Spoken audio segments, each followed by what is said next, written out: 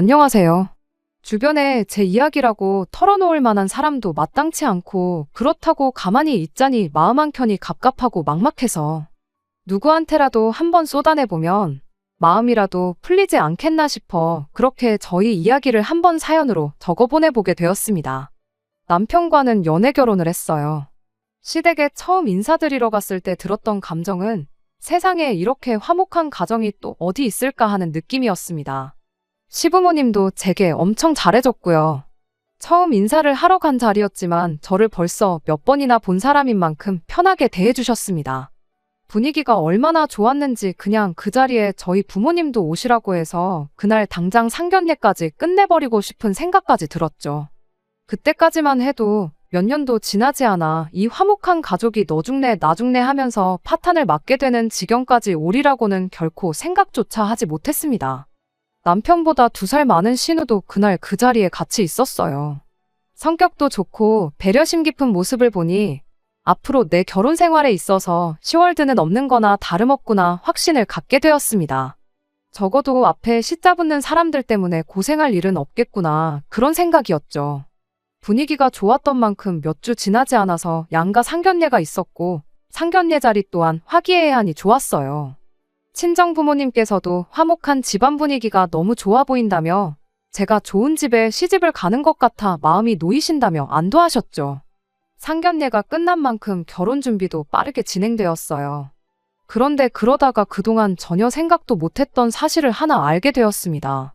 그건 바로 남편의 통장 관리를 시어머니가 하시고 계신다는 사실이었지요. 저희 친정 부모님께서는 경제관념을 일찍부터 깨우치는 게 중요하다 하여 제가 어릴 때부터 제 스스로 용돈 관리를 하게 시키셨었거든요. 제가 중학교에 들어갔을 때 제 앞으로 300만 원이 들어있는 통장을 하나 만들어 주셨었어요. 그간 들어온 세뱃돈이며 이런저런 것들을 모아두신 거라면서요. 그리고 그 돈을 그때부터 직접 관리를 하게 시키셨었죠. 워낙 어릴 때부터 내 돈은 내가 직접 관리하는 습관 같은 게 있었다 보니 남편이 32살 나이에도 월급을 전부 부모님께 맡기고 용돈을 타서 쓴다는 사실이 참 신기했습니다. 그런 집들이 드문드문 있다고는 하지만 그게 제 남편 이야기일 거라고는 생각도 못했거든요. 그게 무조건 잘못됐다는 건 아닙니다. 실제로 남편이 모아놓은 돈이 저에 비해서 훨씬 많았거든요. 제가 어려서부터 내 돈을 직접 관리했다 뿐이지 한 달에 딱 필요한 만큼만 용돈을 타서 쓰는 남편이 훨씬 돈을 모으는데 유리했을 테니까요. 남편 또한 그게 보기 드문 경우라는 걸 알고 있었는지 시어머니가 남편 돈을 관리해주게 된 경위에 대해서 설명해줬어요. 어렸을 때 아버님이 평생 같이 일을 해온 동업자분한테 사기를 당해서 집이 한번 폭삭 주저앉을 뻔했던 적이 있었답니다.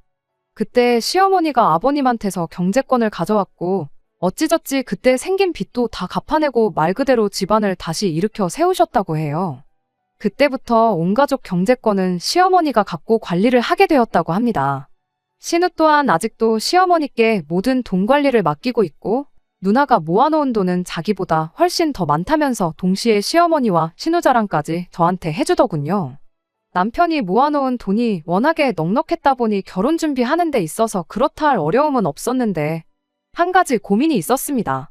결혼을 하고 나서도 시어머니한테 경제권을 위임하고 싶지가 않았거든요. 실제로 한번 남편과 의견 다툼을 하기도 했었어요. 결혼하고 나면 월급 관리는 어머니에게 맡기고 싶다는 식이었죠. 그것만으로도 어이없는데 심지어 제 월급까지도 시어머니한테 관리를 맡기고 우리는 용돈을 타서 생활하면 어떻겠냐고까지 말을 해왔거든요. 하지만 당장 결과물만 가지고는 남편을 이길 방법이 제겐 없었습니다. 비슷한 기간을 일했는데 모아놓은 돈은 남편 쪽이 월등히 많았었다 보니 누구한테 맡기는 게 더 합리적이냐는 질문에 제가 대답을 할 수 없었어요. 하지만 상식적으로 생각해보면 그게 결혼 전이니까 가능했던 일이지 결혼하고 나서도 시어머니가 결혼해 나간 아들 돈을 좌지우지하는 건 그림 자체가 말도 안 되는 거잖아요. 별로 안 친한 사람이라도 괜찮으니까 주변에 시어머니한테 돈 관리 맡기는 사람 있으면 한 명이라도 데리고 와보라고 했죠. 그러면 내가 아무 불만 없이 돈 관리를 시어머니한테 맡기겠노라고 그렇게 한마디 했어요. 혹시나 진짜 만에 하나 그렇게 하는 사람이 있을 수도 있을까봐 몇 날 며칠 맘고생을 했는데 다행스럽게도 그런 사람은 단 한 명도 없었습니다. 인터넷에 찾아봐도 사람들이 다 제정신이냐, 그 나이 먹고 엄마한테 돈 관리 맡기고 싶냐 하는 쓴소리만 듣고 많은 시기였죠. 그렇게 사람을 못 찾아오니 다음번에는 그러면 자기 월급이라도 어머니께 관리를 맡기면 안 되겠냐는 소리를 꺼내왔어요. 정말 어이없고 황당했고 이 상황은 또 어떻게 해결해야 하나 싶은 와중에 신우의 도움으로 남편의 생각을 고쳐먹게 만들어줄 수 있었습니다. 결혼했으면 당연히 돈 관리는 니들이 직접 하는 게 맞지 않냐며 남편한테 한마디 해준 게 결정적이었어요. 남편이 특히 신우 말은 또 엄청 새겨듣는 편이었거든요. 그렇게 돈 관리는 누가 하느냐는 사소한 의견 다툼은 해프닝으로 끝이 나고 말았고 이후로는 정말 그 어떤 문제 없이 결혼 준비를 마무리 지을 수 있었습니다. 그렇게 저희는 식을 올리게 되었고 결혼 생활을 시작하게 되었습니다. 신혼여행 다녀오고 시댁에 인사를 드리러 갔을 때 일이에요. 그때 시어머니가 뜬금없이 이런 소리를 해왔습니다.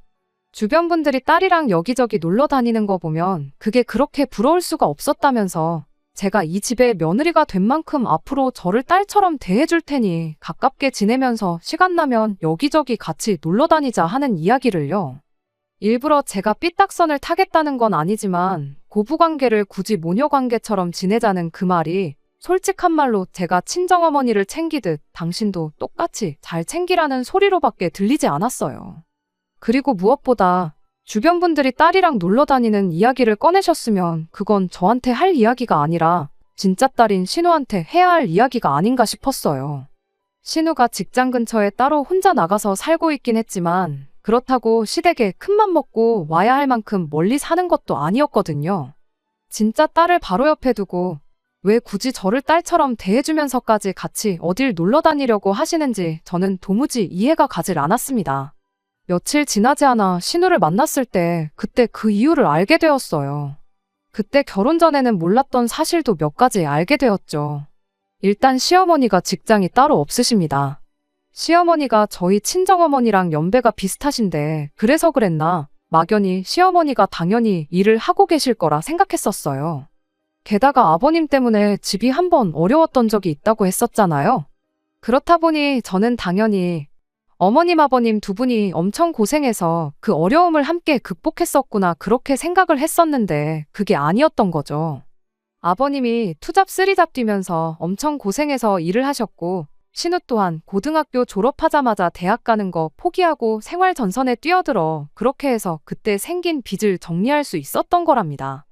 어머님이 중간에서 두 사람이 벌어오는 돈을 현명하게 관리하기는 했었지만 직접적으로 그 상황을 해결한 건 불철주야 주말이고 밤낮이고 가리지 않고 일을 하면서 돈을 벌어온 아버님과 신우 두 사람의 공이 컸던 거예요.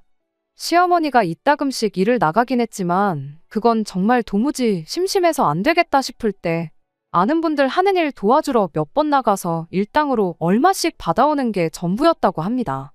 시어머니가 심심하다는 것도 다 시간은 많은데 달리 할 게 없어서 나온 소리였던 거예요. 아무튼 신우 또한 다른 집 딸들이 하듯이 시어머니 모시고 어디 좀 다녀오고 그러려고 했었다고 합니다. 그런데 시어머니가 워낙에 계산을 칼같이 하는 사람이다 보니 그게 신우를 참 서운하게 만들었다고 하더라고요. 무슨 소리인가 했더니 밥값이고 뭐고 전부 딸이 엄마를 위해 쏘는 거 아니겠냐면서 그 돈을 관리해주고 있던 신우 통장에서 모든 비용을 정산했다는 거예요. 데이트하는 커플도 아니고 부모 자식 간의 비용을 반반씩 쪼개서 내야 한다는 소리는 아니지만 제가 듣기에도 조금 시어머니가 너무했던 부분이 있었습니다. 그날 먹은 음식값이며 뭐 입장료며 커피값이며 전부 신우 돈으로 정산한 건 물론이고 이동은 어머님 차로 했다 보니 그날 들어간 기름값이라고 리터당 얼마 계산해서 그 돈도 빼가고 톨비가 나오면 톨비도 빼가고 심지어 차가 이동한 거리만큼 감가상각 비용이 발생한다고 자동차 이용료랍시고 돈 얼마 이렇게 또 뺏가고 그런 식이었다는 거예요. 신우도 처음엔 그러려니 했는데 그래도 나름 신경 써서 큰맘 먹고 시어머니 모시고 나간 건데 어머니한테 차 한 잔은 못 얻어먹을지언정 자동차 이용료라고 몇천 원씩 가져가고 그러는 걸 보니 엄청 서운했었다는 거죠. 그래서 언젠가부터 어머님하고 어디 나가는 걸 꺼리게 되었고 시어머니는 딸이 안 해주니까 며느리가 해주면 좋겠다고 저한테 돌려서 그날 이야기를 꺼냈던 거예요. 그런 이야기를 들으니 참 마음이 무겁더군요. 아무래도 저도 맞벌이를 하는 사람인데 시어머니 모시고 어디 다녀온다는 게 사실 큰맘 먹고 쉬는 날 하루를 포기하는 거나 마찬가지잖아요. 100번 양보해서 하루 날 잡고 어디 다녀오는 거야. 남들도 다 하는 일일 테니 일도 아니겠지만 막상 시어머니가 정산한답시고 기름값 얼마 내놔라, 자동차 이용료 얼마 내놔라 나오시면 저 또한 좋은 마음으로 그걸 받아들일 자신이 없었습니다. 어떻게 하는 게 좋을까 싶은 와중에 신우가 하나 아이디어를 내왔어요.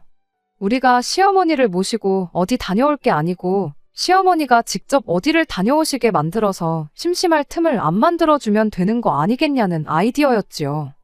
오픈 채팅이라든지 당근이라든지 밴드라든지 이런 거 보면 지역 내에서 생각보다 소모임 활동 같은 게 활발한 편이더라고. 시어머니한테 그걸 어떻게 하는 건지 알려드리자는 거였죠. 그날 바로 시댁에 신우랑 같이 찾아가서 시어머니하고 이야기를 했어요. 신우가 시어머니한테 괜히 딸하고 며느리 괴롭히지 말고 마음 맞는 또래분들하고 어울리시라고요.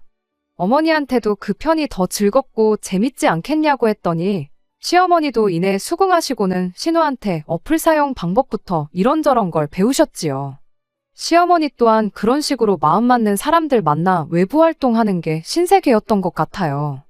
그도 그럴 게 그동안 한 푼이라도 아끼겠다고 어떻게 아낄궁리 하면서 집에만 계시던 게 전부였던 시어머니 삶에 그런 식으로 접하는 모든 것들이 여지껏 모르고 지냈던 새로운 일들이었을 테니까요. 시어머니도 저도 남편도 그리고 신우도 모두 다 잘 됐다고 생각했던 이 일이 온 집안을 파탄의 도가니로 몰아넣을 불씨가 될 줄은 그때까지 그 누구도 생각하지 못하고 있었습니다. 시어머니는 그런 식으로 어디를 다녀오시면 꼭 그날 찍은 사진들을 톡에 프로필 사진으로 바꿔놓고 그랬었어요. 그런데 언젠가부터는 그 빈도수가 잦아지기 시작했습니다. 한 달에 2번 바뀌던 게 일주일에 한 번씩 바뀌다가 나중에 가서는 일주일에도 서너 번씩 바뀔 만큼 매일같이 어디를 놀러 다니셨어요. 다녀온 곳 보면 전국 팔도 맛집이란 맛집은 전부 다 찾아다니시는 듯 했고 언제 배우셨는지 이따금씩 골프도 치러 나가고 그러는 시기였습니다. 시어머니가 아버님하고 사이가 좋은 편은 아니에요. 이러나 저러나 아버님 때문에 온 가족이 안 해도 될 고생을 했다 하여 그때부터 쭉 사이가 별로였다고 하더라고요. 그러다 보니 아버님이 일 때문에 차를 끌고 나가면 시어머니는 차를 태워준다는 사람이 없으면 평일에 발이 묶여버려 어딜 다녀오지 못하게 되는 상황이 되었던 겁니다. 그러다 나중에 가서는 아예 차를 한 대 새로 뽑으시더라고요. 그때부터는 주중이며 주말이며 할 것 없이 시어머니가 밖으로 돌기 시작했어요. 시어머니가 차를 뽑은 지 반년쯤 지났을 때였나 어쩌다가 시어머니 차를 한번 얻어 타게 된 적이 있었는데 차 뽑은 지 반년 정도밖에 안 된 시점에 미터기가 2만 킬로가 넘어가는 걸 보고 남편이 우리 회사 영업사원들도 이만큼은 안 타겠다고 하면서 어딜 그렇게 돌아다니시냐며 아주 경악을 했던 적이 있어요. 아무튼 그렇게 시어머니가 혼자서 여기저기 다니시기 시작하니 아버님은 또 아버님 나름대로 따로 주말을 보내고 그러시기 시작했죠.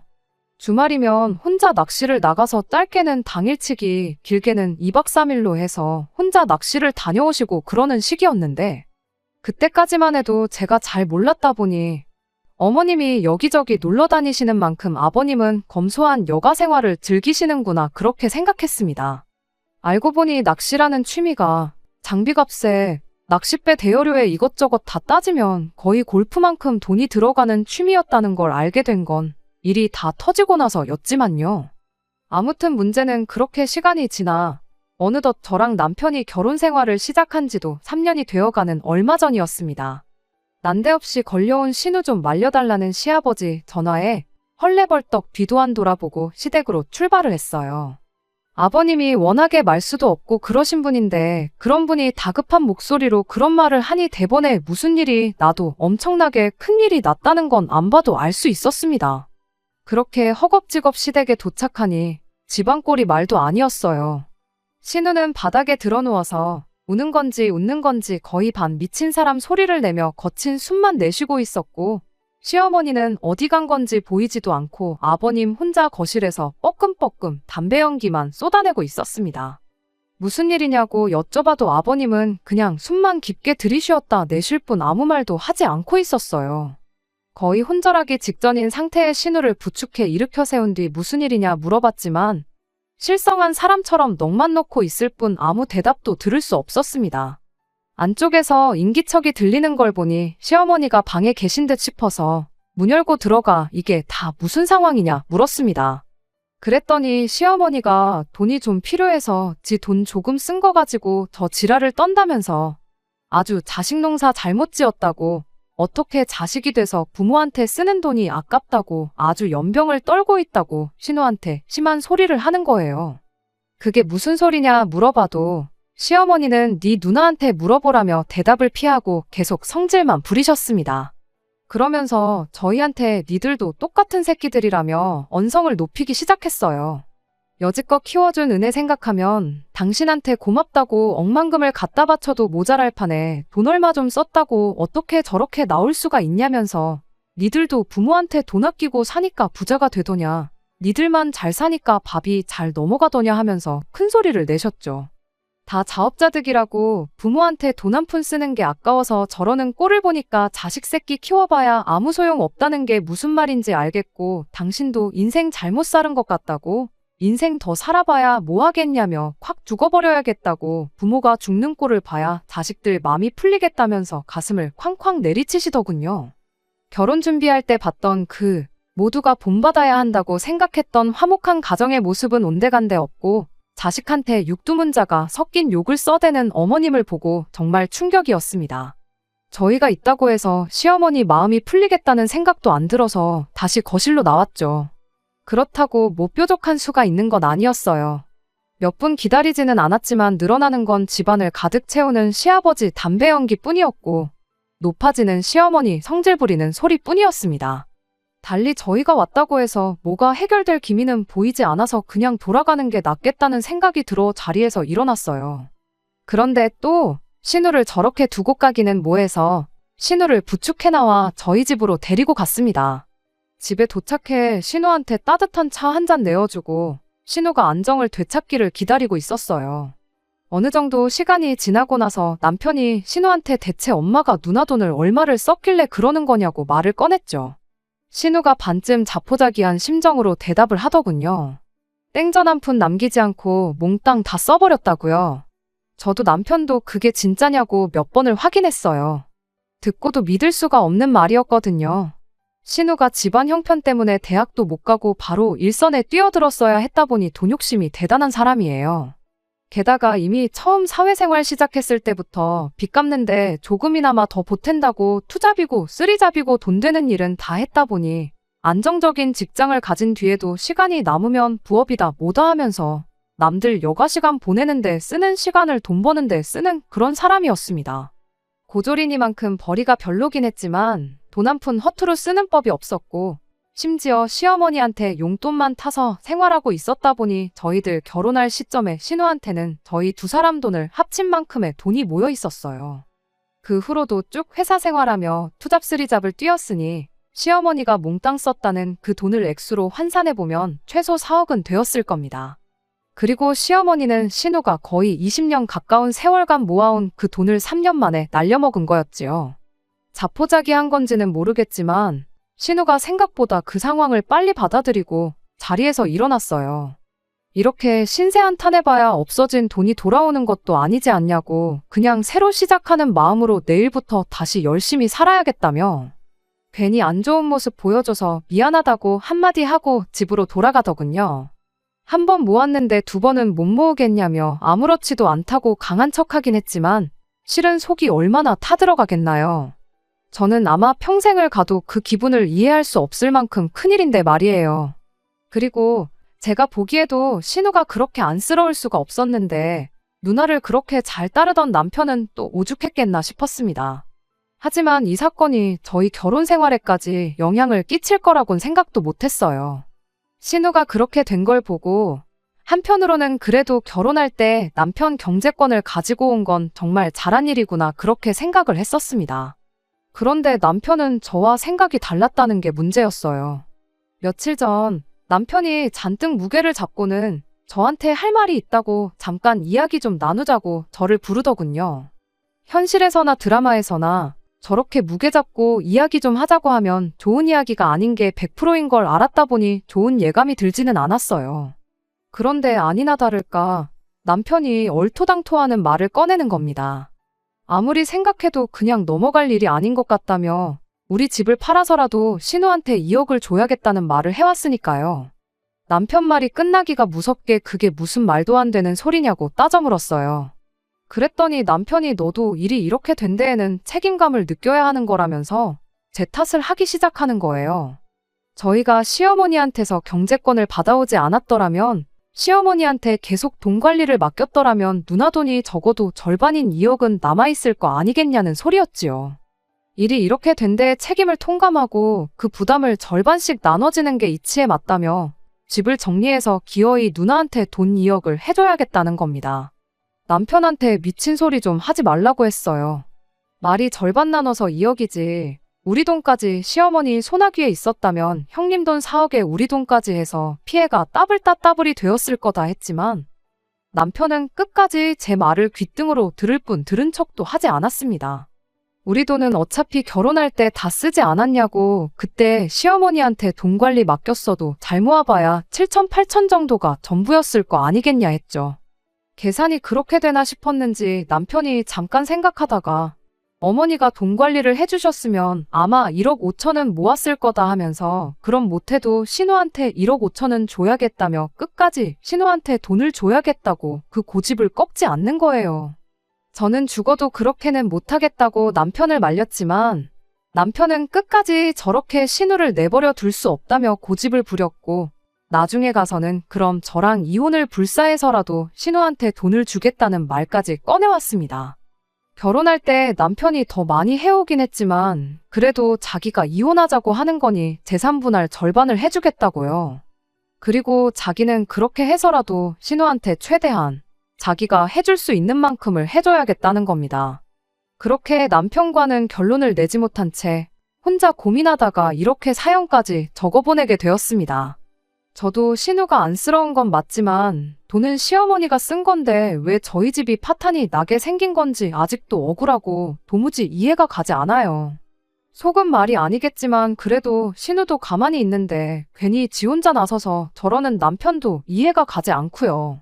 그냥 이렇게 털어놓으면 제 속이나마 조금 후련해질까 싶어서 보낸 사연인데 다 적고 나니 마음만 더 복잡해지지 뭐 하나 후련해진 게 없네요. 안녕하세요. 신우가 평생에 걸쳐 모아놓은 돈 탕진해버린 시어머니를 두고 신우한테 집을 팔던 저랑 이혼을 하던 2억을 만들어 신우한테 주겠다던 남편 때문에 사연 보냈던 쓰니입니다. 정말 오랜만에 다시 찾아뵙는 것 같아요. 다행히도 어찌어찌 좋게 좋게 일이 잘 풀려서 이렇게 후기를 써서 보내게 되었습니다. 지난 몇 달간 아주 난리도 그런 난리가 없었어요. 다행히도 남편이 자기가 이혼 이야기까지 꺼내면서 너무 극단적으로 나갔다는 걸 깨달았는지 며칠 지나서 저한테 미안하다고 자기가 선을 넘어도 아주 크게 넘은 것 같다며 사과를 해왔습니다. 그렇게 남편과 대충 잘 푸는구나 싶었는데 난데없이 남편이 매달 신우한테 200만 원씩을 주면 안 되겠냐는 말을 꺼내와서 한참 화해하는 분위기는 사라졌고 또 그걸 이유로 대판 싸우게 되었어요. 남편은 너 나랑 결혼한 게 내 돈 보고 결혼한 것도 아니지 않느냐, 그냥 월급 200만 원 버는 남자랑 결혼했다고 생각하면 되는 거 아니냐면서 답답한 소리를 하는 겁니다. 그래서 남편한테 물어봤죠. 신우가 그렇게 된 건 정말 안타깝지만 대체 뭐 때문에 그렇게 신우한테 돈을 퍼주지 못해서 안달이냐고요. 막말로 돈을 써도 시어머니가 다 써버린 거고 그거 갚아주는 것도 시어머니가 해야 할 일이지 왜 그걸 당신이 나서서 어떻게 해주지 못해 안달이냐고요. 그제서야 남편도 어느 정도 안정을 찾고는 제가 또 몰랐던 이야기를 하나 꺼내왔습니다. 신우가 그 나이 먹도록 자기 여가 시간도 보내지 않고 주말에도 아르바이트를 뛰면서 돈 모으는 데만 집착했던 데에는 다 이유가 있었어요. 저는 처음엔 그냥 돈 때문에 힘들었던 게 트라우마가 돼서 돈 모으는 데만 집착하는 거라 생각했는데 사실 그런 이유가 아니었습니다. 어찌저찌 아버님과 신우가 고생해가며 아버님이 만든 빚을 다 갚아내긴 했지만 신우는 신우 나름대로 고민이 또 하나 있었던 거지요. 사실 그때 그렇게 아버님이 동업자분한테 사기를 당하지 않았더라면 그때부터 모으는 돈은 다 시어머니, 시아버지 두 분 노후 자금으로 쓰게 될 돈이나 마찬가지였던 거잖아요. 그런데 한참 노후 자금을 모아도 모자랄 시기에 그 돈을 전부 빚 갚는데 사용한 거나 마찬가지였으니 아버님이 아직도 일을 하시며 돈을 벌어오고 있긴 하지만 두 분 생활비하고 그러면 얼마 남지도 않은 돈이었어요. 그러니까 신우는 신우 나름대로 두 분 노후에 대한 책임도 지고 싶었던 거죠. 그 계획이 노후 자금을 자기가 벌어서 마련해드리려는 건 아니었어요. 애초에 신우 직장이 대학 가는 걸 포기하고 구한 직장이었다 보니 신우가 암만 오랫동안 경력을 쌓고 그래봐야 올라갈 수 있는 직급도 벌 수 있는 돈에도 한계가 있었습니다. 그리고 그 사실은 그 누구보다도 신우 본인이 더 잘 알고 있었고요. 신우 계획은 어떻게든 5억을 마련해 그 돈으로 시부모님과 함께 꾸려나갈 수 있는 가게를 하나 여는 것이었습니다. 신우가 퇴근하고 나서 주말에도 그렇게 알바를 하러 다녔던 이유도 돈 얼마나마 더 버는 것도 있지만 이일저일 하면서 자기한테 맞는 사업 소재를 찾기 위함도 있었던 거예요. 장사라면 물론 망해서 문을 닫을 수도 있다는 큰 리스크가 있긴 했지만 한편으로는 월급쟁이 생활하는 것보다 훨씬 더 큰 돈을 벌 수 있는 기회이기도 했으니까요. 어머님 아버님과 셋이서 같이 할 계획이었다 보니 당장 인건비 부담도 남들보다 적을 테고 또 힘든 시기를 온 가족이 노력해서 이겨냈던 만큼 그때처럼 같이 노력한다면 그 어떤 일도 해낼 수 있다는 자신감이 있었던 겁니다. 누구보다 가족을 사랑했고 아꼈던 신우였는데 5억이라는 목표 금액에 거의 다 도달해가는 상황에 정말 조금만 더 하면 되는 상황에 시어머니가 그 돈을 전부 날려먹었으니 그 배신감은 이루 말할 수 없겠죠. 평생을 가족들을 위해 자기 미래까지 포기해가며 그렇게 돈을 모으던 신우였으니 동생인 남편 입장에서는 그런 누나를 도와주고 싶은 생각이 들 수도 있겠구나 싶기는 했습니다. 하지만 멀쩡히 잘 살고 있는 우리 집까지 팔아가며 2억을 만들어주는 건 말도 안 된다고 생각했고 그렇다고 매달 신우한테 남편 월급의 절반 가까이나 되는 돈을 보내주는 게 좋은 해결 방법이라는 생각이 들지는 않았어요. 어떻게든 신우를 도와줄 수 있는 다른 방법을 찾아보면 어떻겠냐고 남편에게 말을 꺼냈는데 남편이 그럼 어떻게든 신우한테 3천만 원만 만들어주면 안 되겠냐고 말을 꺼내더군요. 2억에 비하면 3천만 원이란 액수가 그렇게 크게 느껴지진 않았지만 여전히 큰 돈이다 보니 부담이 되었어요.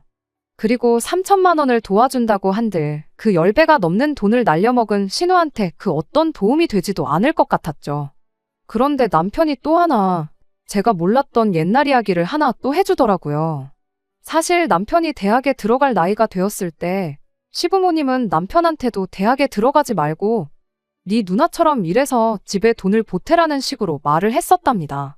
이 어려운 시기를 온 가족이 힘을 합쳐 해결해야지 않겠냐면서요.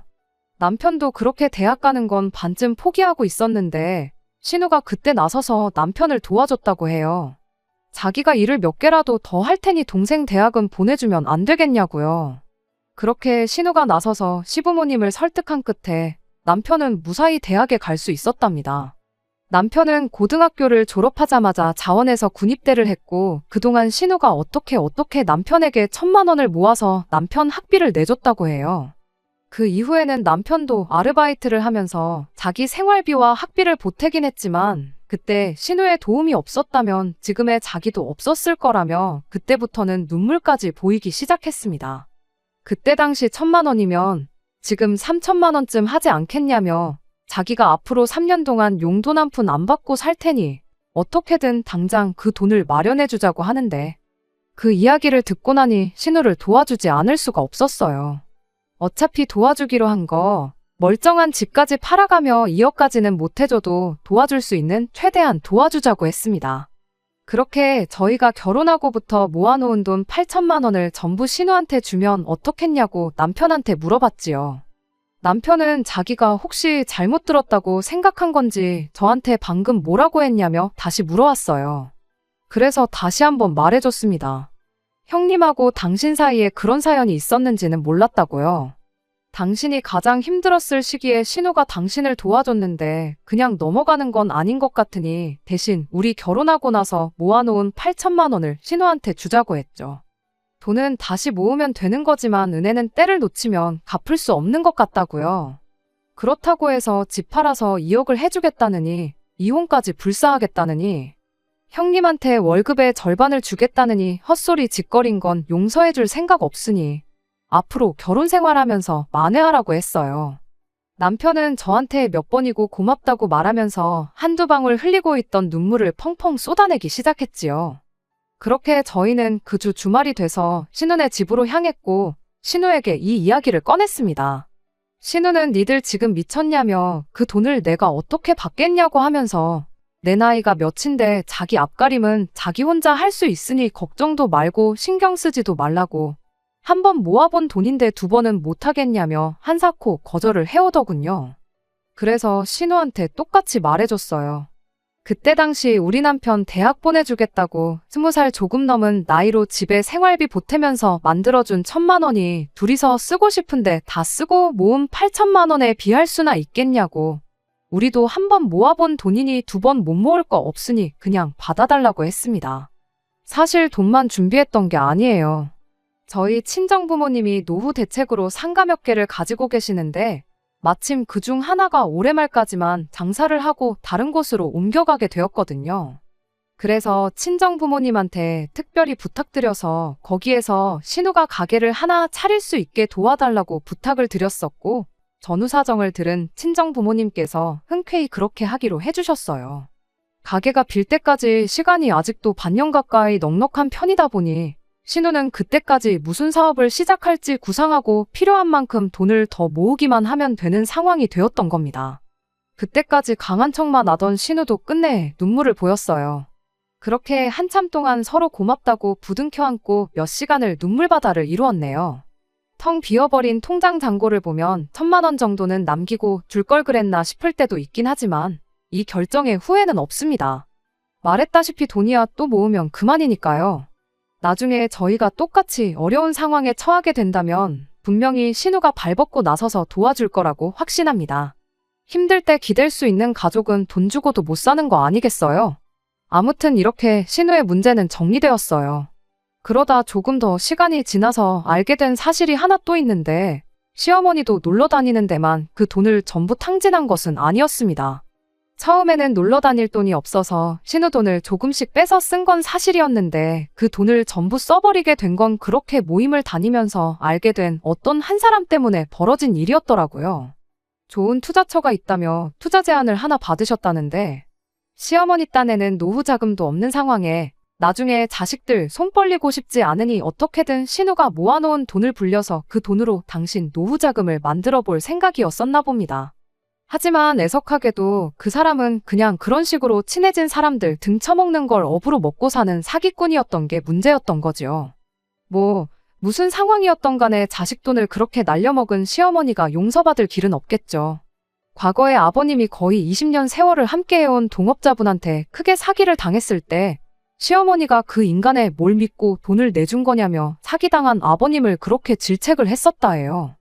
그런데 이번엔 어머님이 그것도 알게 된 지 1년도 안 된 사람한테 그것도 딸이 평생 모은 돈을 그대로 헌납해버렸으니 아버님이 그때 그렇게 사람을 무시하더니 그때의 업보를 돌려받는 거라며 시어머니 탓을 하셨고 결국엔 두 분이 이혼을 하시게 되었어요.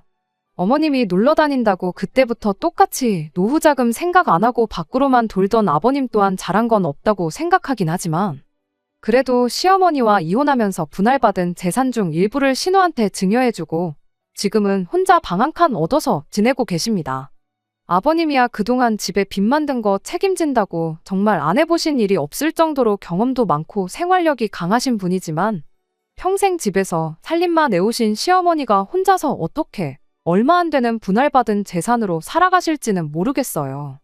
신우도 이번 일을 계기로 두 분과는 완전히 따로라고 선을 그은 것 같은데 물론 부모 자식 관계가 그렇게 쉽게 무자르듯 끊어낼 수 없는 것이니만큼 앞으로 어떻게 될지는 잘 모르겠지만 한동안은 그렇게 쉽게 자식 돈을 탕진해버린 걸 후회하면서 살게 되실 거라는 건 자명한 사실이네요. 끝까지 들어주셔서 감사합니다. 오늘의 사연은 여기까지입니다. 구독과 좋아요, 알람 설정 부탁드리고 더 좋은 사연으로 다시 찾아뵙겠습니다. 감사합니다.